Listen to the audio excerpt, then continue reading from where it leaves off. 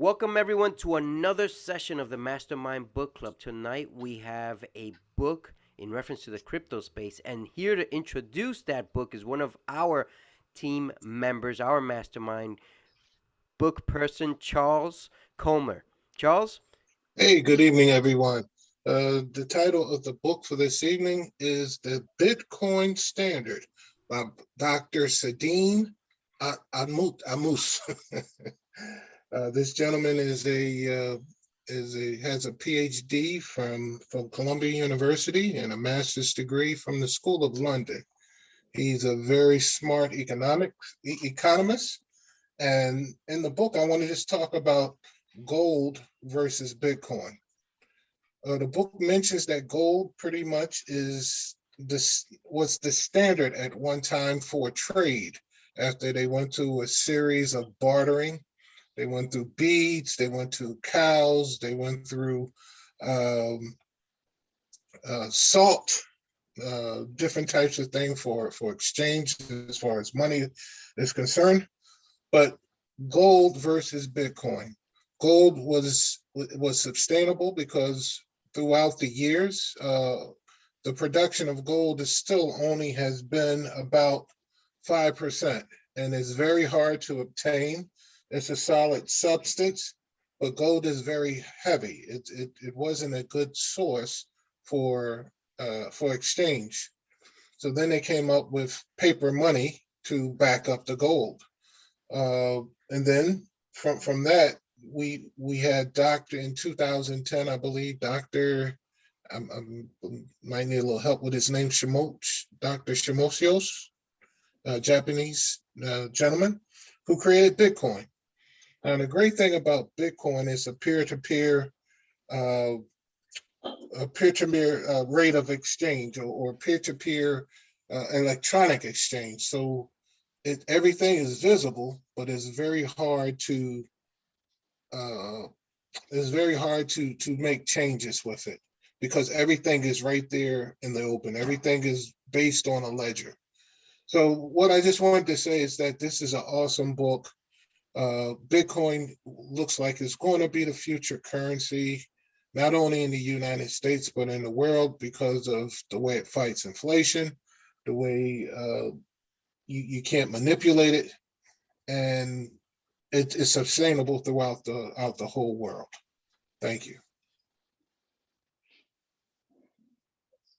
Thank you very much, Charles. Gina?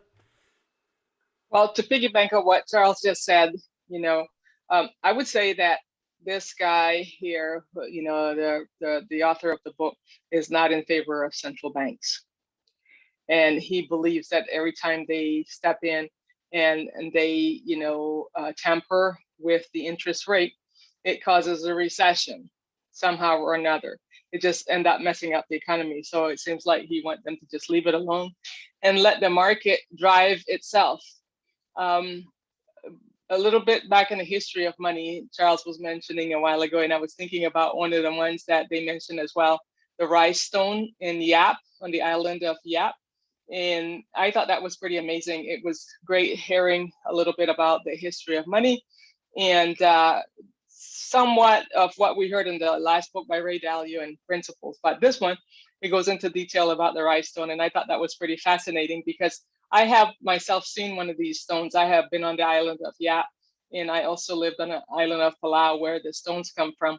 And to think about it, you know, those, I know this is off the subject a little bit, but some of the people who took these stones from Palau to Yap, it's almost like 300 miles on the deepest part of the sea, you know, when you think about it, the ocean in the world.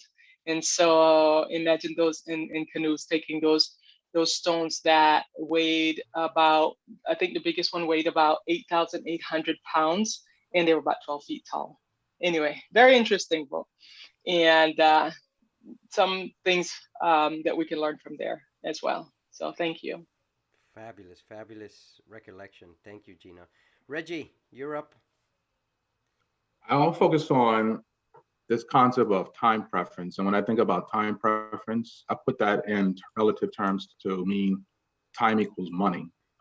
because when you think about time preference and having low time preference, what that means is essentially you're going to focus on things in the now that ultimately in the future will translate to more money, more ability to get money, more value from the fact that you did things in the current, so that in the future, what you did in the current will translate to something that is tangibly more in value overall.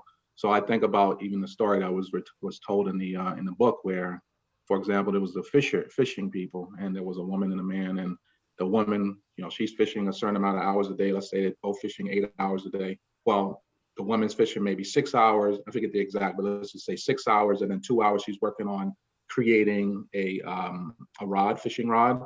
The other counterpart is fishing 8 hours. It goes forward. She continues to kind of like do it in these ratios, 6 to 2. Eventually, what happens is you have this rod that now allows you to gain more fish as you fish.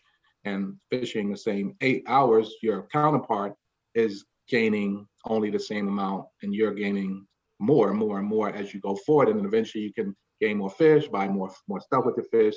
The long and the short of it is over time, because you've used your current time in a more proper way, it's allowed you to make your future time more valuable, and you're able to gain more in terms of from the hours that you're putting out. It's going to translate to more coming back.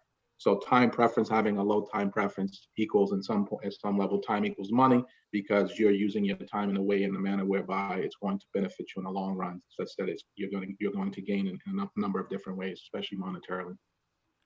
Thank you. Yes, you do gain, especially monetarily. Thank you, Reggie. Ty, ready? Gotta unmute yourself, Ty.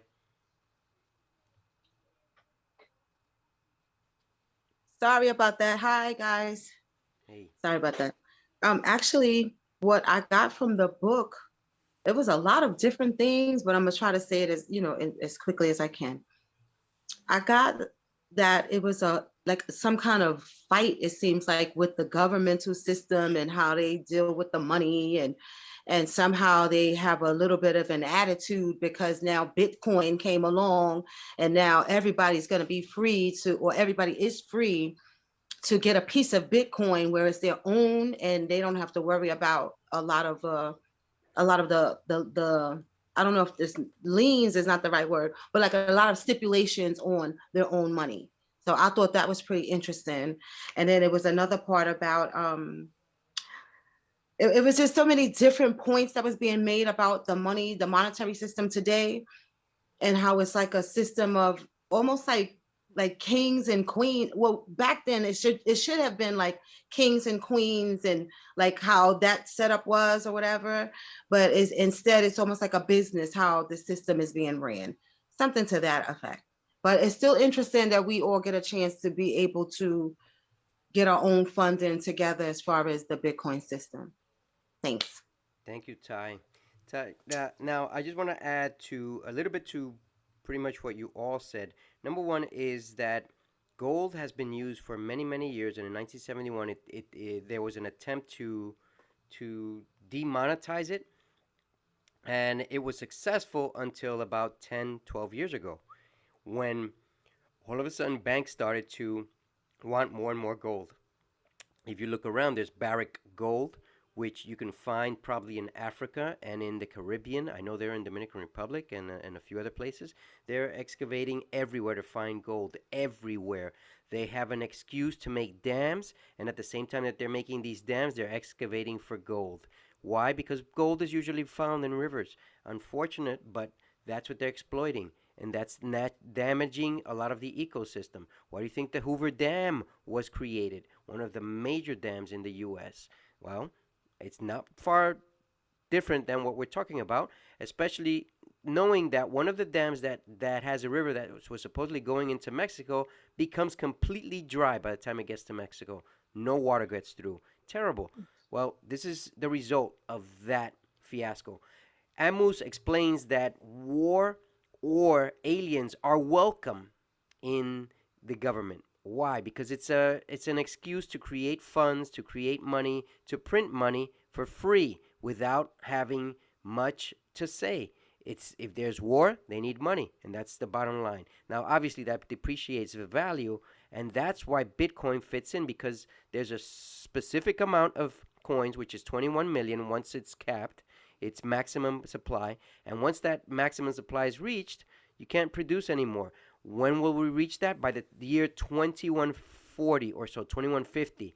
By that time, all Bitcoins will have been produced. The government wants to stop Bitcoin because it's affecting their control on people in general. However, what's happening now is a lot of new software is being developed that if you click on the wrong software, it's going to track you, it's going to see you on your camera, on your phone, on your laptop. Just as we're talking right now, you'll be tracked. You've got to be very careful on what you click because there are certain things that are from the banks, that are from advertising, and it's just to track you and see how you spend your money, where are you going in to invest, and so on. Bitcoin is supposed to be untrackable, but if you have one of these bugs in your computer, you're going to get tracked. That's the bottom line. In many ways, Ammous explained that throughout the book. You can be virtually untrackable with Bitcoin. However, if you have one of these malicious software coming in contact with your computer, then you're screwed.